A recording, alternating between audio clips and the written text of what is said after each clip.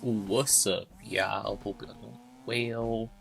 We are back on Unbound, but I'm not here to talk about Unbound. That video is definitely an idea I thought of right now, or something to talk about sometime in the future. If you see the car I'm driving, the Mazda RX-8. Today, I just want to talk about Mazda and the direction that they're going in and how it makes me feel.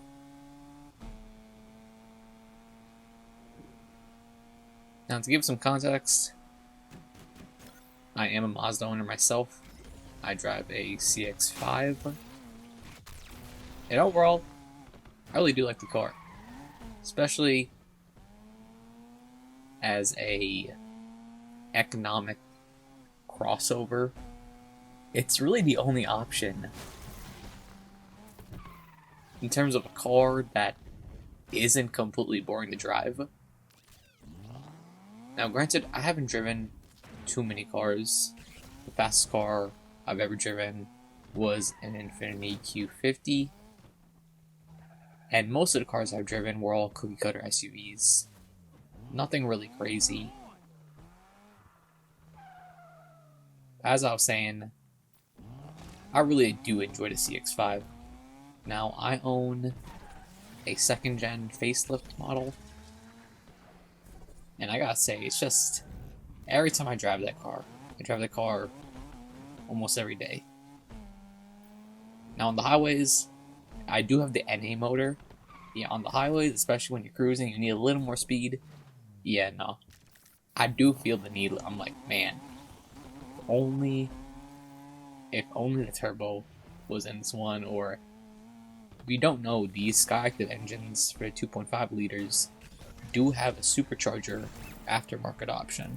And I do think to myself, like, man, it would be fire if I got that supercharger, especially with that supercharger line. Like, it's just, like, I'd rather do that than trading the car in and getting, like, a sports sedan. Because if I were to do that, with the difference of the trade-in and the cost of the car, for one, the car I would have to get is more likely a used car. Because buying a new car in this economy is just, it just doesn't make any sense. Even if I am in a position to get a new car, I have a perfectly running car that will last me for 10 years. And there's just things I just value more.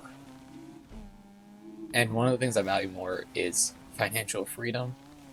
Just that feeling of being secure and not worrying. Not thinking to myself, man, I really need to work my job to get this money. I'm blessed in a position where I just don't have to think like that. And I really hope that as life goes on, I can just stick with this mindset and not let the thought of money really take over my life. But going off track, talking about the CX-5, one of the reasons why I like the CX-5 compared to other cars in that segment, like the Tuscan or Tucson, man, did I butcher up the name? Man, I can't even remember.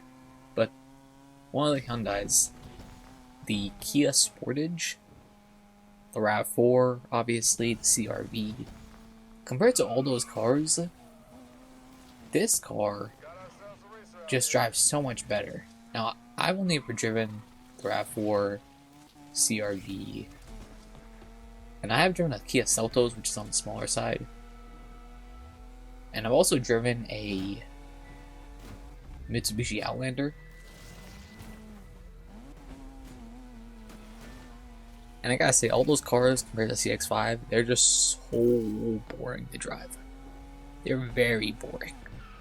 Like, there is no driver engagement or anything at all. And that's what I really love about the CX-5. There is some form of driver engagement when driving the car. And that's why I really love driving the car every day. Especially in some of the areas, there might be a little bit of more turns, windy turns. And I just take the car up there and just, when turning the car, it's just, there's just a feeling of engagement.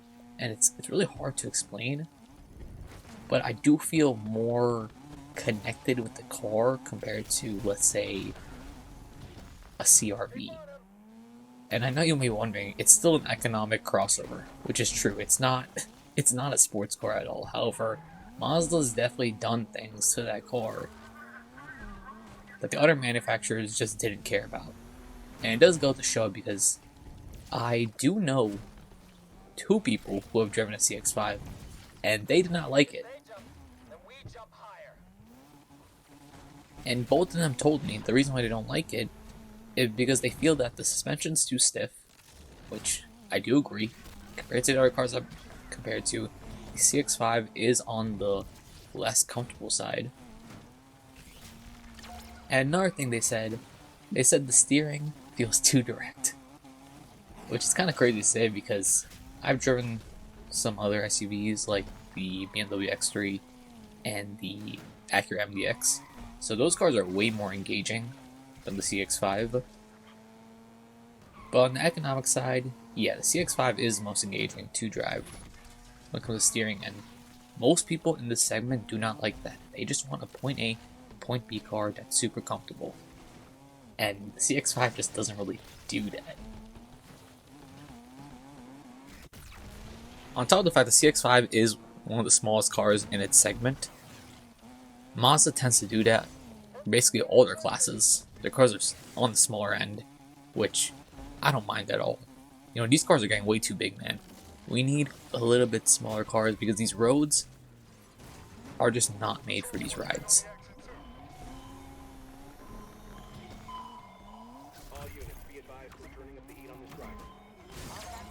Now going on about the CX-5, yeah, Mazda does such a great job with that car. And what do? They decide, hey, you know, we're a smaller company. We really can't just put out brand new platforms like every other year. So let's just revise this current gen CX-5. Which sounds like a winning formula because the current one is a great car. You just have to address the issues of what people complain about. People do want a softer ride in the car, and people want the car to be a little bigger. As well as adding a better touchscreen functionality, which I'm a dial guy.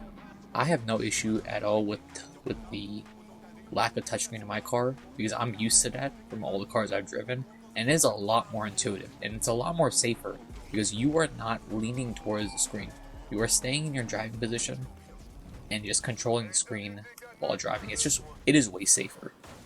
But I do have to say for Apple CarPlay, it is actually a hazard because you have to use the knob to go through all these menus and it just takes way too much time. So I think for Apple CarPlay, Mazda did a good job for allowing touchscreen on the Apple CarPlay other than using the knob. What does Mazda do? They released a new one and the car itself is fine. Like a lot of the aspects of the car is fine. It's bigger, has updated styling. I'm not too big of a fan of the styling. The rear, I do see semblance of the CX-90 on it. It also looks like a Lexus. On the front, it just looks like a terrible aftermarket body kit. But looks are subjective, and it's not too bad in my opinion.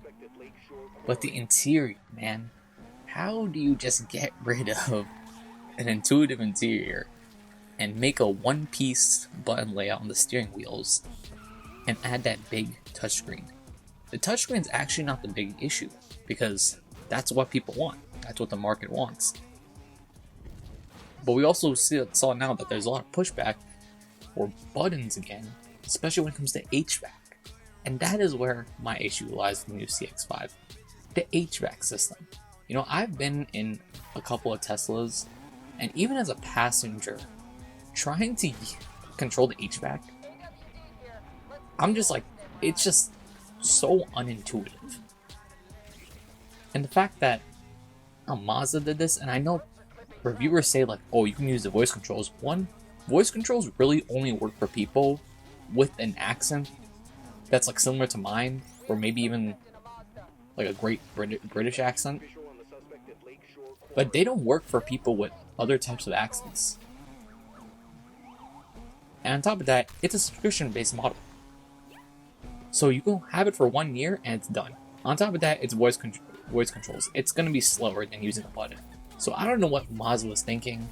But that being said, I do think the car is actually going to sell very well because, again, it's about just getting the customer in. And then they can deal with the rest of the stuff later. So I think they'll get more customers, but they'll just retain less. And that's just part of the times, you know? It sucks to see the CX-5 the way it is, because the CX-5, after my CX-5, I would have just gotten another CX-5 in like another 10, 15 years.